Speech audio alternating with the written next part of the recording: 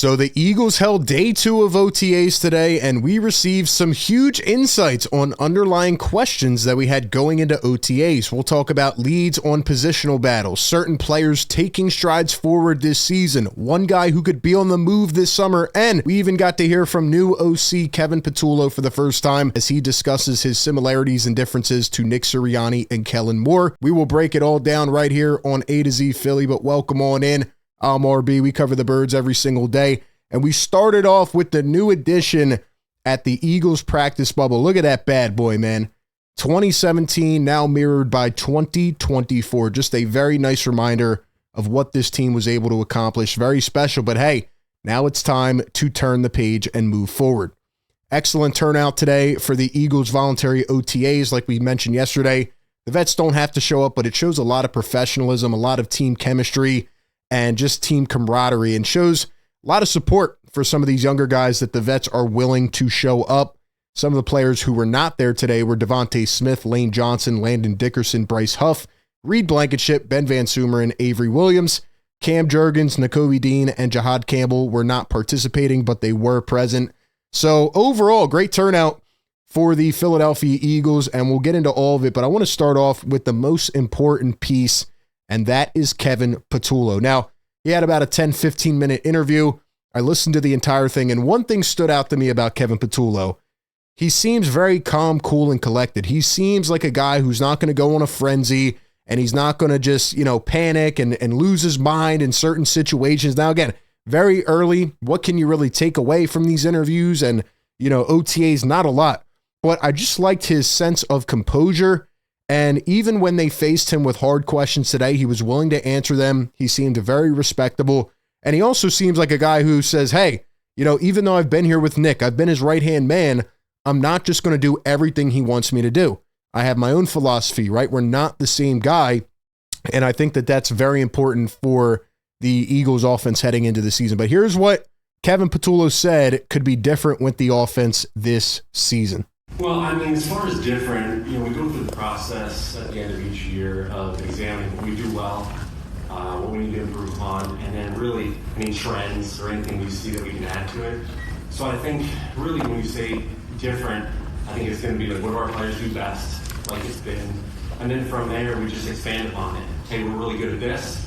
Let's bring this to the table and try this and see where we can take it.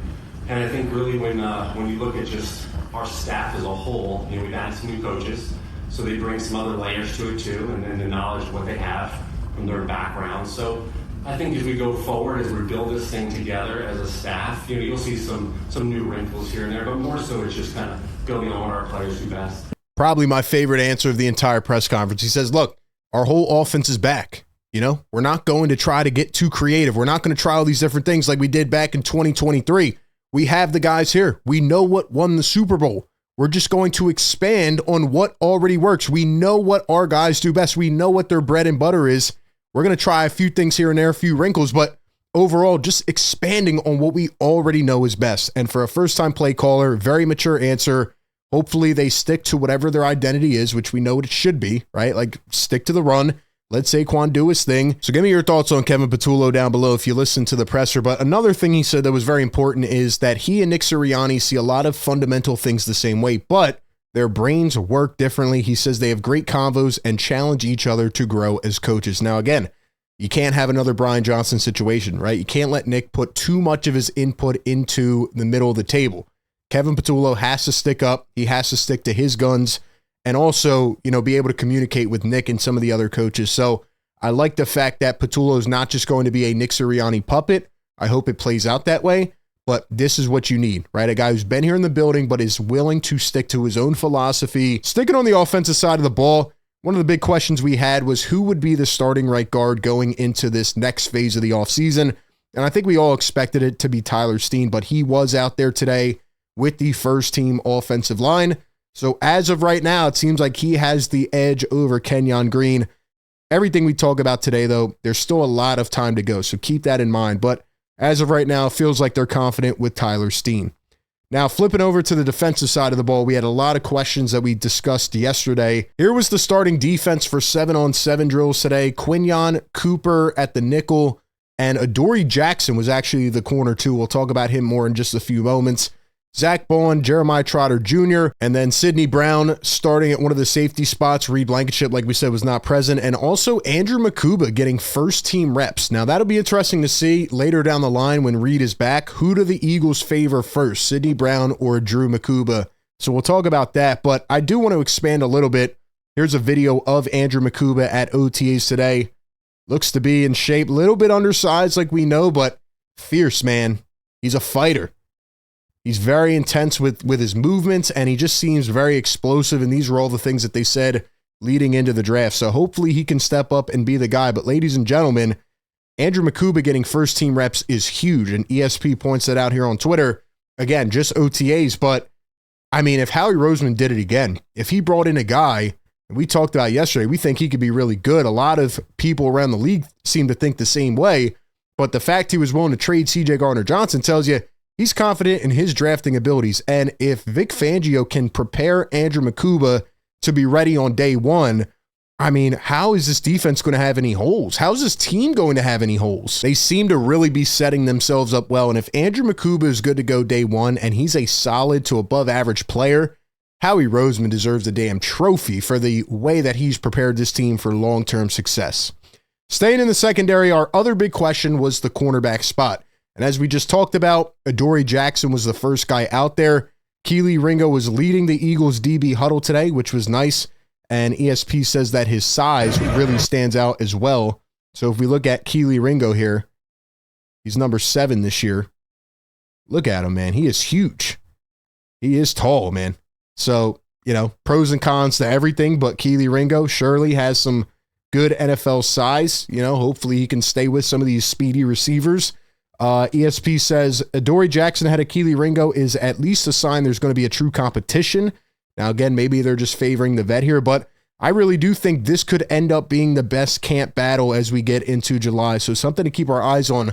Also, Kelee Ringo got some first-team reps as well at the cornerback 2 position. So it seems like they're neck and neck right now, back and forth. Again, very early. I like having the younger guy on a rookie contract and having the vet who's coming here on a 1-year deal to prove themselves. So we'll see what happens there. Also, another interesting thing from Cooper DeJean, he says he's been playing both outside corner and inside corner. He plays outside in base, inside in nickel. I think we all expected this, but I think Cooper DeJean is much more suited to play nickel corner long-term. Down the line, there could be some implications, right, financially, but he's such a vital piece. He's so important, and he was so damn good that if he can keep this up here in year 2, I mean, the Eagles are going to have something really special here for a long time, and I think Vic Fangio knows what he's doing. Staying on the defensive side one more time, no Bryce Huff today here at voluntary OTAs. We talked about this. Now, is it the end of the world? No, but given that the team won the Super Bowl, given that things did not work out for you well, you didn't really play at all in the playoffs that much, and you didn't play in the Super Bowl, you were a healthy scratch, you got your money, you have your Super Bowl ring, the least you could do is show up and show interest, right? It seems like Bryce Huff is still having this little standoff, and he might be a cut this summer. He might be traded if there is interest. There probably won't be, but I think as of right now, there's a little bit of an indication that he's not happy, and Howie will have to see how this plays out. If I'm Bryce Huff, I'm thinking, look, here are the Eagles losing a couple big defensive line pieces. Here's my chance to rejuvenate my career and show that I'm worth this money. So we'll see if he shows up here in the next couple weeks, but something to keep our eyes on. And even if he doesn't, Jalyx Hunt says he has spent all offseason working on his technique, says the best edge players in the NFL have elite technique, and he wants to get there. I'm so excited and just very curious to see how Jalyx Hunt plays this season. The guy really didn't play at all. First half of last year, had his first sack in week 7 against the Giants. Then he started to get, 30, 35, 40, 45% of the snaps. Later in the season, after there were some injuries, right? Brandon Graham, guys like that. Then he plays amazing in the playoffs. He has a sack against the Rams. He has half a sack in the Super Bowl. This guy goes from a 3rd round, pretty much redshirt, first-year guy who wasn't expected to play at all, not much film on him, and he's playing some of his best ball as a rookie in the Super Bowl. And again, just goes back to credit Vic Fangio. So if this guy can take another leap, it seems like his work ethic is there. I think he's going to be huge for this Eagles team. Now, flipping back to the offensive side, we got to hear from Dallas Goedert today, first time, and let's take a listen to what he had to say about how this offseason played out. Business of this league and how things seem to be trending? Yeah, there was a little bit of uncertainty going into the offseason. Talked to my agent, talked with Howie. There was a time where, I wasn't here for the beginning OTAs. We were trying to figure out what was going to happen, and, we came to the agreement of the contract I'm on, and, I'm super stoked to be back here. Got a lot of love for a lot of people in this building, got a lot of love for Philadelphia, so super glad to be back, and, we got high expectations, and, want to help us get back to where we were last year. Very professional answer from Dallas Goedert. I appreciate the fact he was open and honest. He didn't hold back. Said, look, there was a time I didn't think I would be back, but I'm here. High expectations. Got to get back to work and prove my worth as well as the Eagles' worth on offense. And now that he's back, I'm just so super confident that this offense can be elite again this season. Speaking of a guy who's brand new, though, ESP says that watching Ty Robinson today, he thinks he's going to be pretty good right away. This was my prediction a couple weeks ago, too. I think out of all the rookies, Ty Robinson has a lot of upside, and even though he was drafted in the 4th round, he could be getting snaps on day one. He looks like an absolute menace. I can't wait to watch him in action. And the last couple things to wrap up here, Jeff Stoutland today, joined by who other than the man who saved the tush push. Shout out to Jason Kelce at Eagles practice today. He can go be on ESPN. He can go be on podcasts and commercials. Doesn't matter. We know at heart he bleeds green. Wouldn't be surprised to see him as a coach one day if he feels like it. He has so many things going on.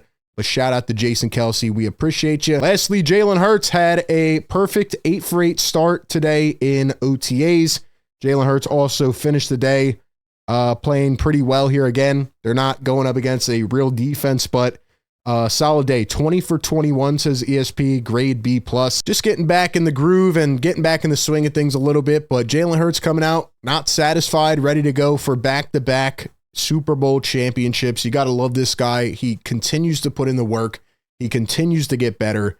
No AJ, no Devontae today, just Jalen going through the motion. So that's where we're at today, man. But give me your thoughts on the first and second day of Eagles OTAs. What do you want to see? What is the most intriguing battle? Give me all your thoughts down below. And as always, appreciate everybody for tapping in. Be sure to like, comment, and subscribe. And I'll catch you on the next one.